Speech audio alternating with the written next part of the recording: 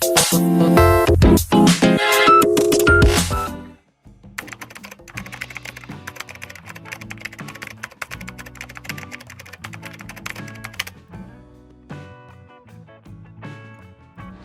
ini banyak sekali juga dialami ya orang-orang zaman sekarang ini. Mereka punya mobil bagus, punya rumah bagus, punya perusahaan yang sudah maju, omsetnya juga sudah banyak gitu. Tapi ternyata mereka nggak bahagia juga kan. Mereka pikir kalau mereka sudah kaya, mereka sudah punya segalanya, mereka bisa bahagia. Tapi ternyata nggak semua orang seperti saya. Tidak mengatakan kalau orang-orang itu semuanya begitu, enggak.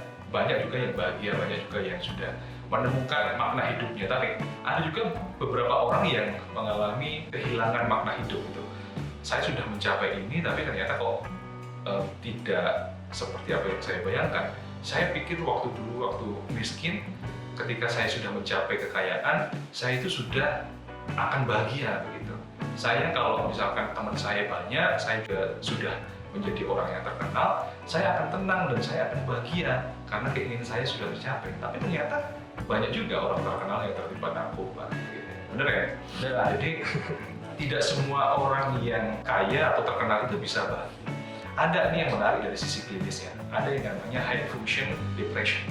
Jadi orang yang mengalami depresi tapi memiliki fungsi yang baik dalam kehidupannya. Artinya gini, kalau kita berpikir ya, kalau kita biasanya tahu kalau orang depresi itu kan dari sisi sosialnya biasanya dia menurun atau dia tidak bisa bekerja dengan baik. Tapi ini berbeda. Ini namanya high function depression. Orang yang mempunyai depresi tapi dia masih bisa bekerja, masih bisa bergaul, masih bisa menjalankan fungsinya dalam kehidupan sehari-hari. Tapi perasaannya itu tidak seperti yang orang lain bayangkan. Orang lain mungkin berpikir, wah dia naik mobil bagus pasti rasanya bahagia, wah punya istri cantik, wah pasti bahagia, wah punya anak yang sehat dan lucu dan pintar, pasti bahagia. Ternyata dia enggak. Nah ini kan menarik. Ternyata dia enggak bahagia dengan apa yang didapatnya itu.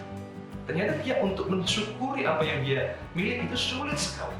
Bukan karena dia tidak mau mensyukuri, bukan dia tidak bersyukur gitu, tapi memang perasaannya itu sulit untuk diakses. Kenapa? Karena dia depresi. Nah ini menariknya, karena dia depresi, ya, karena dia mengalami gangguan mood. Oleh karena itu dia merasa hidupnya itu ya tidak seperti yang dia inginkan. Karena sebenarnya tetap merasakan perasaan yang sedih, merasakan dirinya itu tidak pantas bergaul, tidak pantas untuk diterima. Saya sering menangani klien-klien semacam ini. Dia sudah kaya, dia sudah berkecukupan, tapi ternyata dia merasa hampa, dia merasa kosong. Bukan karena dia tidak bersyukur, dan saya ingat ya, bukan karena dia tidak mencoba untuk bersyukur, dia tidak memberi dan sebagainya, bukan itu. Tapi karena ada sesuatu di dalam dirinya yang masih membuat dia merasa moodnya tidak baik. Nah, itu yang dinamakan dengan high function depression.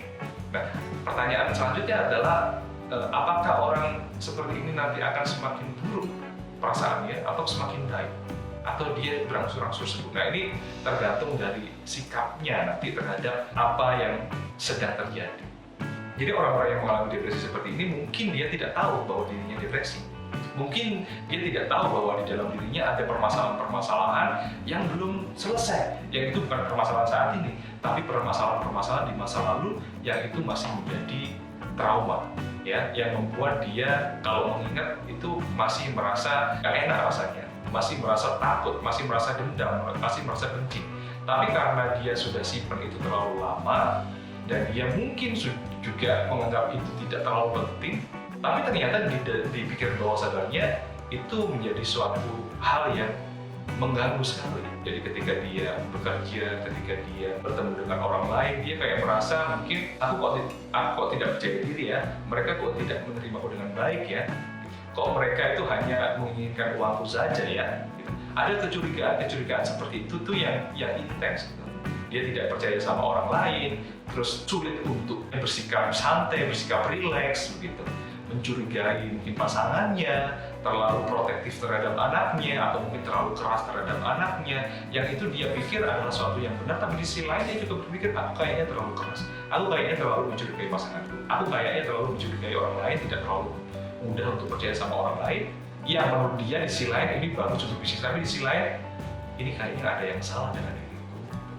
Jadi dia merasa bahwa oke, hidupku baik-baik saja, tapi di sisi lain wah perasaanku kok gak enak sama sekali. Nah ini yang dinamakan dengan high function depression.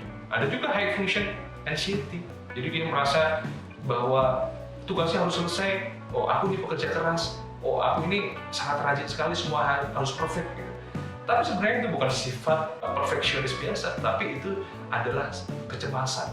Gejala kecemasan yang ketika dia bekerja, dia harus perfect, yang ketika itu tidak terjadi, maka dia akan menyalahkan dirinya sendiri, dia akan tegang, cemas, dan sebagainya. Jadi sebenarnya orang-orang yang tidak bahagia ini sebenarnya bukan dia tidak mau bahagia, tapi memang ada something wrong di dalam dirinya, yaitu jauh di dalam hatinya. So, cara melakukan treatmentnya bagaimana? Cara melakukan treatmentnya adalah yang pertama sadari apa yang ada di dalam kehidupan Anda. Tidak hanya saat ini, oh aku sudah kaya, hidupku baik-baik, bukan itu. Tapi apa yang terjadi sebelum-sebelumnya. Yang terjadi sebelum-sebelumnya itu, apakah ada traumatic event yang terjadi di dalam kehidupan Anda. Dan apakah itu mempengaruhi pengambilan keputusan Anda saat ini.